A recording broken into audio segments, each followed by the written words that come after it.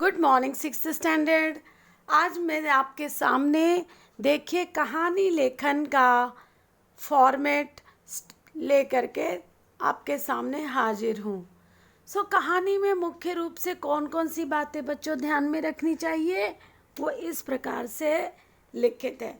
कहानी छोटे छोटे वाक्यों में लिखी जानी चाहिए। कहानी का एक उद्देश्य होना चाहिए। कहानी शिक्षाप्रद होनी चाहिए। एक कोई न कोई शिक्षा देनी चाहिए। आपकी कहानी शिक्षाप्रद होनी चाहिए। कहानी सदैव भूतकाल में लिखी जानी चाहिए। जैसे एक समय था, बहुत समय पहले की बात है। कहानी मनोरंजक होनी चाहिए। कहानी की भाषा सरल और आकर्षक होनी चाहिए। और बच्चों एक ही पैराग्राफ में ना लिखें। कहानी का शीर्षक छोटा लेकिन प्रभावशाली होना चाहिए। ऐसा ना हो कि पूरा आपने एक वाक्य लिख दिया है शीर्षक के लिए। नो, शीर्षक टाइटल छोटा होना चाहिए। और बच्चों एक जो महत्वपूर्ण बात है कि कहानी में संवाद होने चाहिए, जो आपकी किताब में यहाँ पे नहीं दिया है। कहानी में एक थोड़ा सा वातावरण होता है, उसका भी वर्णन हो सकता है। उदाहरण के लिए जैसे अपनी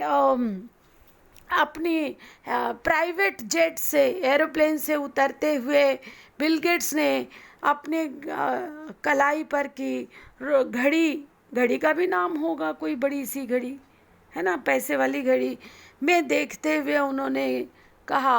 और फिर वो अपने पुराने उस मित्र के पास गए जो जिसने उन्हें गरीबी में पैसों से मदद की थी। मित्र ने याद दिलाया, जब मैंने तुम्हें ये पैसे दिए थे, तुम्हारी मदद की थी, तब तुम बहुत गरीब थे। यहाँ पर जो मदद आज बिल गेट्स ने की, वो पहले जो मित्र ने मदद की थी उसके सामने आज कुछ भी नहीं है। एक एरोप्लेन से उतरना, प्राइवेट एरोप्लेन से उतरना और घड़ी में, महंगी वाली घड़ी में देखना, वो बता देता है कि आज बिल गेट्स की स्थिति बदल गई है। कहीं ना कहीं ये उसके वातावरण के बारे में बता देता है। संवाद डालिए, डायलॉग। कहानी जो है सिर्फ आप बोलते रहें ऐसे मत लिखिए। कहीं ना कहीं उसके जो कैरेक्टर हैं, दे टॉक इन बिटवीन, कैसे हो, और उसको इन्वर्टेड कॉमा में लिखना, उसको मार्जिन में उसका नाम ऐसे लिखना। इस प्रकार से बच्चों कहानी आगे बढ़ती है। जैसे कौवा, काँव काँव, क्या, अरे तुम्हारे मुंह में जो ये मांस का टुकड़ा है वो अच्छा, लोमड़ी ने कहा, कौवे तुम्हारी तो आवाज़ मुझे बहुत अच्छी लगती है जब तुम काँव काँव करते हो। और जैसे ही कौवे ने काँव किया, उसके मुंह की हड्डी गिर गई और लोमड़ी लेकर भाग गई। इस तरीके के डायलॉग बीच में आपको कहानी में डलवानी है। यहाँ पर देखिए आपकी किताब से ही मैंने चित्र लिया है, जैसे को तैसा। एक छोटा सा तालाब था, तालाब के किनारे बगुला रहता था। अब ये सब बच्चों तो कहानी कहने वाले ने शुरुआत की, बाद में डायलॉग आता है। यह तालाब सूख रहा है, मैं तो गांव के पार जंगल में एक तालाब देख आया हूँ, वहीं रहने जा रहा हूँ। ये क्या हो गया बच्चों? डायलॉग। डायलॉग संवाद के माध्यम से कहानी आगे बढ़ती है। बगुले दादा, अब यहाँ पंक्चुएशन, विराम चिन्ह जो बच्चों हमने किया, उसका बहुत महत्वपूर्ण योगदान होता है संवाद लेखन में और कहानी लेखन में। बगुले दादा, एक्सक्लेमेट, संबोधन चिन्ह, हमारी मदद कीजिए, हम तो आपकी तरह उड़ नहीं सकते, हमें बचा लीजिए, ऐसे, और इन्वर्टेड कॉमा बंद, उद्धरण चिन्ह बंद। इस तरीके से बच्चों आपको कहानी लिखना है। दूसरा देखिए, यहाँ पे मुद्दों के आधार पे कहानी है बच्चों। मुद्दे क्या दिए गए हैं? सांप से सभी मोगली वन के जीव जंतुओं का विषैला सांप समझकर डरना, डैश डैश डैश, और सांप का हाथी से सहायता मांगना लेकिन निराशा मिलना, डैश डैश डैश। सांप द्वारा खरगोश की मदद करना, खरगोश द्वारा प्रमाण देना कि ये विषैला सांप नहीं है। हमारे जीव जंतुओं का सांप से दोस्ती होना, सांप द्वारा खरगोश का सच्चा मित्र मानना। सो दोस्ती, यहाँ पर क्या आ गई शीर्षक? दोस्ती। सांप से सभी डरते हैं, सब यही समझते हैं कि सांप विषैला होता है और बिना कारण डस लेता है, मगर सच यह नहीं है। एक बार मोगली वन में एक सांप कहीं बाहर से आया। मोगली वन के जीव जंतु से विषैला समझकर उससे छिप कर रहने लगे। सांप सबसे दोस्ती करना चाहता था लेकिन उससे कोई दोस्ती नहीं करना चाहता था। देखते ही मोगली वन में भागो भागो का कोहराम मच जाता था। अब कैसे उनकी दोस्ती हुई?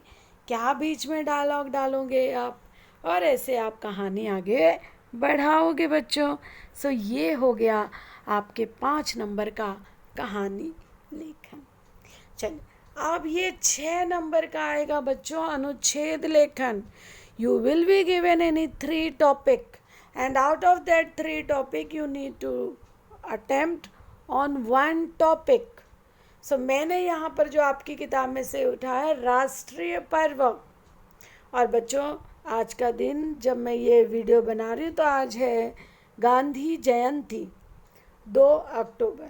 सो 15 अगस्त, 26 जनवरी, 2 अक्टूबर, अम्बेडकर जयंती, ये सारे दिवस जो है बच्चों राष्ट्रीय पर्व कहलाते हैं। कहीं न कहीं ये देश से संबंधित होते हैं। वे पर्व जिनका पूरे राष्ट्र से संबंध होता है उन्हें राष्ट्रीय पर्व कहते हैं। इन पर्वों को मनाने के लिए हम सभी देशवासी राष्ट्रीयता की भावना से इकट्ठे होते हैं। हम सभी इन पर्वों में शामिल होते हैं, अपनी जाति, धर्म और भाषा आदि को भूल जाते हैं। 15 अगस्त 1947 को हमारा देश आज़ाद हुआ था और 26 जनवरी 1950 को हमारे देश का संविधान लागू हुआ था, जिसे गणतंत्र दिवस कहते हैं। और इस दिन सबको अधिकार मिला था कि कोई भी व्यक्ति, यहाँ तक कि एक चाय वाला भी हमारे देश का प्रधानमंत्री बन सकता है। 2 अक्टूबर को महात्मा गांधी और लाल बहादुर शास्त्री का जन्म हुआ था और 30 जनवरी उन शहीदों को की याद में मनाया जाता है जिन्होंने हमारे देश, हमारे अपनों के लिए प्राण बलिदान किया। इन पर्वों को मनाने के लिए विशाल जनसभाओं का आयोजन किया जाता है और इन महान व्यक्तियों के संदेश को याद करके पुनः जीवन में सत्यम शिवम सुंदरम की स्थापना करने की आशा की जाती है। धन्यवाद बच्चों, ये हो गया आपका राष्ट्रीय पर्व। अब आ गया पेड़ हमारे मित्र हैं। हाँ, हम अपने पास नीम, जामुन, पीपल, सरेस अनेक पेड़ देखते हैं। ये पेड़ हमारे मित्र हैं। क्यों? कुछ नहीं मांगते पर हमें बहुत कुछ देते हैं। पेड़ों से ठंडी ताज़ी हवा आती है, छाया और ऑक्सीजन मिलती है। ऑक्सीजन को हिंदी में प्राणवायु कहते हैं। यह हमारे लंग्स के लिए बहुत, फेफड़ों के लिए बहुत ज़रूरी होता है। लकड़ी, दवाइयाँ, फल, रबड़, अनेक उपयोगी वस्तुएं मिलती है। पेड़ हमारी धरती के तापमान को संतुलित रखते हैं। पेड़ों की जड़ें मिट्टी को कसकर पकड़े रहती हैं। पेड़ों की नमी के कारण ही जल चक्र वापस से चलता है और पानी मिलता है। धरती की प्यास बुझती है तो पेड़ हमारे मित्र हैं। सो बच्चों, ये 2 टॉपिक हमने ऐसे ही ले लिया रिवीजन के उद्देश्य से। अभी आगे देखते हैं कौन सा टॉपिक है। आगे है पत्र लेखन। पत्र लेखन जो आपके विषय में आएगा बच्चों। सो चलिए ऊपर से करते हैं। यहाँ पर देखो, माता, अंत में देखिए इन्होंने क्या किया है, माता और पिताजी को मेरा प्रणाम कहना। शेष शुभ, तुम्हारा भाई अभिमन्यु। इस तरीके से बच्चों देखो, पत्र लेखन भी आपके 5 नंबर का, अनुच्छेद 6 नंबर का है, कहानी 5 नंबर की है, और फिर संवाद भी है 5 नंबर का। पैसे मंगवाने के लिए पिताजी को पत्र लिखिए। कहीं आप छात्रावास में हैं, विदेश में पढ़ रहे हैं, तो आपको पैसों की ज़रूरत है, तो सबसे पहले आप अपना पता लिखते हैं। यहाँ पर देखिए लिखने वाले ने अपना पता दिया है, दून छात्रावास, 16 मई 2020, समझ लो। आदरणीय, फिर बच्चों यहाँ पे डेट, हाँ 16 मई डाल दिया उसने, डेट डाल दिया है।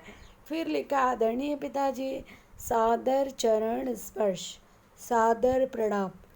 जो बड़े होते हैं बच्चों, उनको बड़ों को इस तरीके का अभिवादन किया जाता है, अभिवादन। मैं यहाँ कुशल सकुशल हूँ और आप सभी की कुशलता के लिए ईश्वर से सदैव प्रार्थना करता हूँ। नई कक्षा में अब मुझे सभी विषय समझ में आ रहे हैं। बोर्ड परीक्षा को ध्यान में रखकर हमारे लिए जून से विशेष कक्षाएं लगाई जाएंगी। इन कक्षाओं के लिए 700 रुपये शुल्क देना है। मुझे 2 किताबें भी खरीदनी है, अतः आप मुझे 1000 रुपये भेज दीजिए। माँ को मेरा सादर प्रणाम और मुन्नू को प्यार कहिएगा। शेष शुभ, आपका आज्ञाकारी पुत्र सुभाष। जन्मदिन के अवसर पर देखिए बच्चों, मकान नंबर 147, शास्त्री नगर, बनारस, उसके एक लाइन छोड़ के बच्चों डेट डाला है।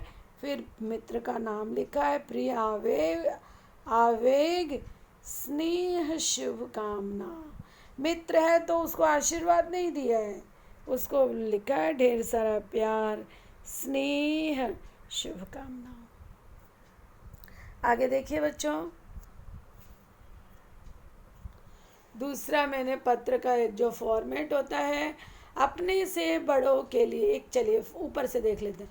अनौपचारिक पत्र का फॉर्मेट, पत्र भेजने वाले का पता, फिर दिनांक, संबोधन जैसे आदरणीय पिताजी, फिर अभिवादन, सादर प्रणाम, चरण स्पर्श, फिर संदेश जो भी लिखना है वो 1 या 2 पैराग्राफ में लिख के ख़त्म करोगे। पत्र लिखने वाले का भेजने वाले से संबंध, आपका बेटा, आपकी बेटी, आपकी पत्नी, आपका ये, ऐसा। पत्र लिखने वाले का नीचे उसके नाम।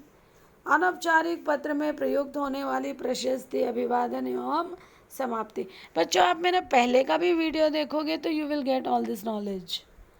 सो प्रशस्ति में देखिए पूजनीय, स्पेलिंग देख लीजिए, आदरणीय, पूज्य आदि लिखा जाता है। अभिवादन में सादर चरण स्पर्श, सादर प्रणाम इत्यादि। समाप्ति में आपकी, आपका बेटा बेटी, पोता पोती, भतीजा भतीजी, आज्ञाकारी पुत्र पुत्री आदि। अपने बराबर या छोटों के लिए प्रिय प्यारे चिरंजीव आदि। अभिवादन में सुखी रहो, सदा खुश रहो, आशीर्वाद तुम्हारी, तुम्हारा मित्र, हितैषी, भाई बहन। अनौपचारिक पत्र का एक उदाहरण देख लीजिए।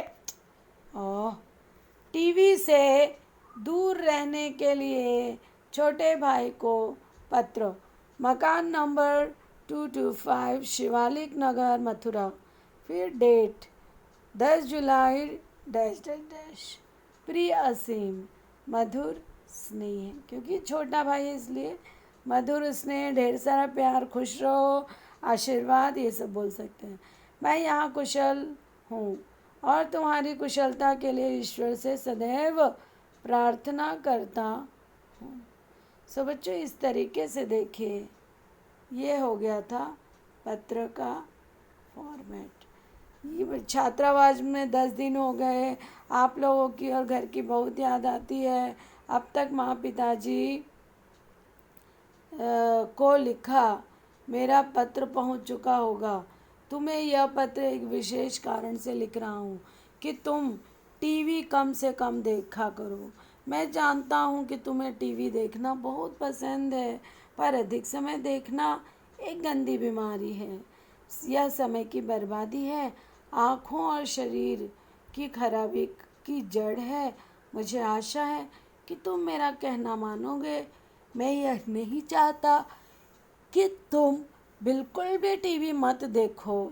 अपने लिए आधे घंटे का कोई एक कार्यक्रम निश्चित कर लो और ज़्यादा टीवी देखने से बचो। माँ पिताजी को मेरा प्रणाम कहना।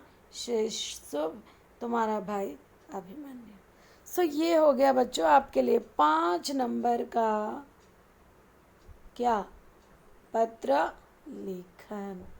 अब क्या कर रहा हूँ बच्चों, अब मैं करवाने वाली हूँ संवाद लेखन। सो बच्चों देखिए, अभी मैं आपके सामने ये संवाद लेकर के आ गई हूँ। संवाद यानी डायलॉग। गर्मी की छुट्टियों में यात्रा के संबंध में भाई बहन का संवाद। केशव, गर्मी की छुट्टियों में इस बार हरिद्वार चलेंगे। शिवानी, नहीं नहीं, इस बार मसूरी चलेंगे। मसूरी जाकर क्या करेंगे, पिछली बार ही तो गए थे। हरिद्वार भी तो जा चुके हैं। केशव, हरिद्वार में उड़न खटोला से मनसा देवी और चंडी देवी जाने में कितना मज़ा आया था। शिवानी, हाँ, मज़ा तो मुझे भी आया था, पर मसूरी में पहाड़ों के बीच में जाना अधिक अच्छा लगता है। नैनीताल चलते हैं, वहाँ नहीं गए हैं। शिवानी, हाँ हाँ, ठीक कह रहे हो। चलो मम्मी पापा से भी कहते हैं हमें छुट्टियों में नैनीताल ले चलें। हाँ, चलो चलो चलो। महंगाई और सजावट। महंगाई और सजावट मिलावट पर 2 स्त्रियों का संवाद। हेलो निशा, क्या ले रही हो? दाल ले रही हो? दालें कितनी महंगी हो गई। हाँ हाँ, समझ में नहीं आता क्या लें और क्या न लें। महंगाई, महंगी तो महंगी, दालों में मिलावट भी है। सो बच्चों देखिए, यहाँ पे संवाद इस तरीके से है। संवाद में एक तरीके से शुरुआत होती है और फिर उसके बाद में एक पॉजिटिव एंड होता है। सो बच्चों, आज हमने किया संवाद का रिवीजन, कहानी लेखन का रिवीजन, पत्र लेखन और अनुच्छेद। धन्यवाद बच्चों। उम्मीद करती हूँ कि आपका ये सारे विषय तैयार हो गए हैं परीक्षा की दृष्टि से। धन्यवाद।